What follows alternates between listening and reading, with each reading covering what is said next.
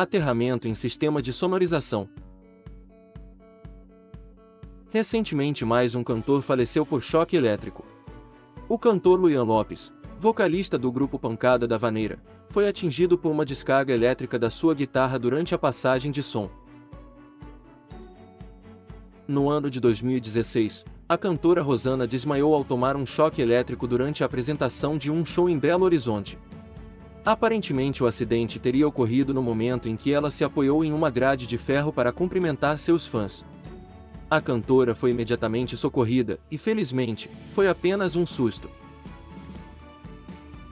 Acidentes desta natureza têm sido comuns no meio musical. O cantor sertanejo Valdemir Resplandes Freires sofreu uma descarga elétrica quando se abaixou durante um show para ajustar o equipamento de fumaça.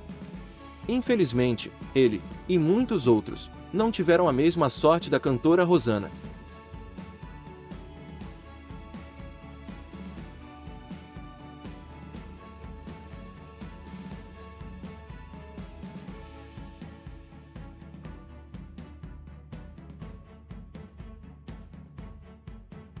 Mas enfim, o que pode ter causado esses acidentes? Para entendermos e analisarmos as possíveis causas, precisamos saber o que é choque elétrico. O choque elétrico é a passagem da corrente elétrica pelo corpo humano, e isso ocorre quando fazemos contato entre dois pontos com diferença de potencial. Por exemplo, sabemos que se fizermos contato entre o condutor fase e o neutro da tomada elétrica, com certeza tomaremos um choque elétrico. O fase vem com uma tensão de 127 volts. O neutro, conectado à terra pela própria concessionária, possui 0 volt. O choque elétrico ocorre porque o fase e o neutro possuem diferença de potencial, permitindo que a corrente elétrica passe pelo corpo em direção à terra. O choque elétrico ocorrerá também se estivermos em contato apenas com o condutor fase, mas fisicamente em contato direto com a terra, descalços, principalmente em pisos molhados ou se tocarmos em objetos metálicos conectados à terra. O choque elétrico ocorrerá somente se houver conexão entre aquilo que estiver energizado e o solo, ou algum objeto direta ou indiretamente conectado a ele. Repararam por que pássaros pousam tranquilamente sobre cabos de alta tensão, justamente porque não estão em contato simultâneo com o solo. O que poderia ter causado choques elétricos nos artistas?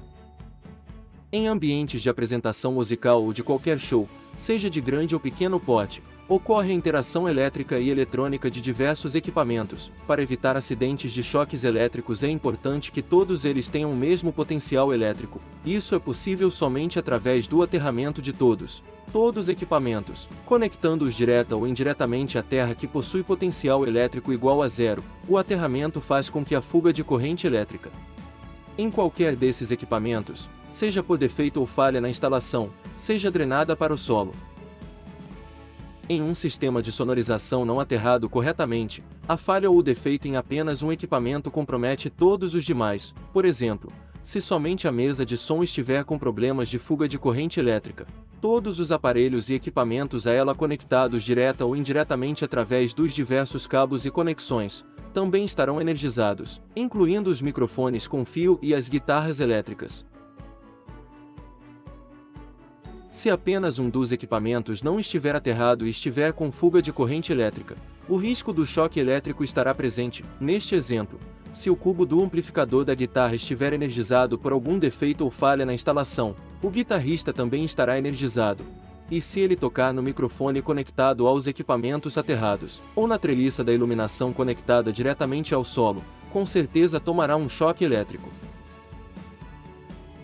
Por que aparelhos ou equipamentos de som ficam energizados? Muitos aparelhos e equipamentos de som possuem terminal de conexão elétrica de 3 pinos. Equivale a afirmar implicitamente que eles foram projetados e construídos para funcionar conectados à rede elétrica que possua fase, neutro e principalmente o terminal de aterramento. Então, qualquer conexão ou instalação elétrica fora desse padrão recomendado pelo fabricante pode ter resultados inesperados. Para tanto fizemos um teste com a caixa ativa de 250 watts de uma marca nacional. Com um multímetro medimos a tensão elétrica nos conectores de áudio e do microfone e na carcaça metálica do painel traseiro, conectando a uma rede elétrica de 127 volts das 3 formas possíveis. Fizemos a primeira medição conectando a uma rede elétrica com tomada de 3 pinos e sistema de aterramento de acordo com as normas técnicas atuais. A tensão verificada nos terminais de áudio microfone e na carcaça metálica foi de 0 volts. Depois, fizemos a medição conectando a uma tomada sem aterramento. A tensão verificada foi de 23 volts. Finalmente, fizemos a medição conectando a uma tomada sem aterramento e com a polaridade invertida. A tensão verificada foi de 143 volts. Isso mesmo, 143 volts. É como se a caixa e todos os equipamentos a ela conectados, inclusive o microfone com fio, fossem um fio desencapado carregado com uma tensão de 143 volts. Os testes foram feitos conectando a caixa ativa em uma rede de 127 volts, em uma rede de 220 volts. Qual seria a tensão nos terminais e nas carcaças metálicas? Com certeza, será bem maior. Estudos apontam que uma corrente elétrica de 100 mA já é suficiente para matar uma pessoa. Muitos locais possuem instalações elétricas precárias, às vezes feitas na base da gambiarra, sem a tomada de 3 pinos e sem um sistema de aterramento adequado como exigido pelas normas técnicas, principalmente nos prédios mais antigos, chácaras e locais improvisados. Conforme constatamos, o comportamento elétrico do equipamento de som dependerá de como o conectamos na rede elétrica. A instalação dos equipamentos de forma inadequada e a falta de aterramento pode causar acidentes elétricos graves. Controle e gerencie a alimentação do seu sistema. Para diminuir os riscos de acidentes elétricos é importante que tenhamos o controle, tanto quanto possível, da energia elétrica que alimenta os equipamentos de som ou de iluminação profissional. Isso pode ser feito através de um mini quadro de distribuição elétrico. É importante que o quadro de distribuição possua um disjuntor geral. Ele cortará a alimentação elétrica se ocorrer um curto-circuito ou sobrecarga em seus equipamentos. Isso evitará que cause dano ao circuito ou instalação elétrica do local. Com um DDR disjuntor diferencial residual, os usuários do sistema de som terão uma proteção extra contra choques elétricos. O disjuntor desligará a alimentação do circuito quando detectar, entre os equipamentos, uma fuga de corrente elétrica superior a 30 mA. Um voltímetro amperímetro e interruptores individuais para equipamentos ou grupo de equipamentos também podem ser úteis. Um terminal para instalação de um aterramento provisório também pode ser útil para locais que não possuem aterramento próprio. É importante que os componentes do quadro elétrico, fiação, disjuntores, tomadas, interruptores, etc. sejam compatíveis com o porte dos equipamentos que serão alimentados. Um eletricista pode ajudá-lo a dimensioná-lo. Também existem no mercado Manpower. Manpower é um quadro de distribuição de energia com uma arquitetura elétrica mais sofisticada, destinada ao controle e gerenciamento da alimentação de sistemas elétricos mais robustos utilizados nos eventos de médio e grande porte. O aterramento.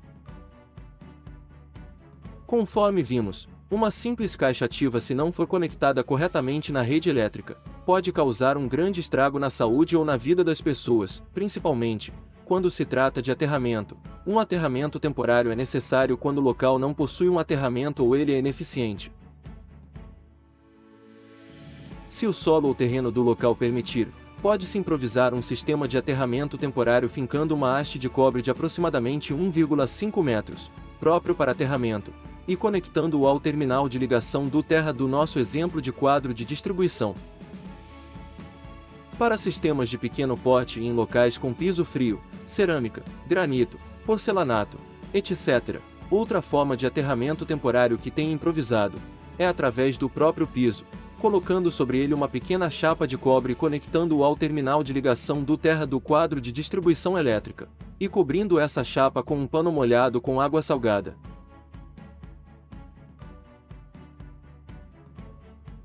Este último exemplo de aterramento temporário é apenas uma improvisação mesmo, ou, literalmente, uma gambiarra. Tecnicamente, o grau de efetividade e eficiência deve ser aferido por um aparelho denominado termômetro. Porém, na medição feita com um multímetro. Esse aterramento apresentou uma condutividade de 126,7 volts para uma rede elétrica de 127 volts. Esse aterramento, mesmo que precário, já ajudaria a evitar choques elétricos. Este vídeo é apenas um compilado de alguns incidentes observados no meio musical, e algumas dessas dicas podem ser úteis para quem trabalha com sonorização. O aterramento, além de evitar acidentes, ajuda a eliminar os indesejáveis ruídos de looping de terra e de interferência eletromagnética. Dependendo do porte do evento, e caso necessite de um aterramento para o local, é recomendável que seja sempre projetado e executado sob a supervisão técnica de um profissional eletricista. Valeu, boa sorte a todos!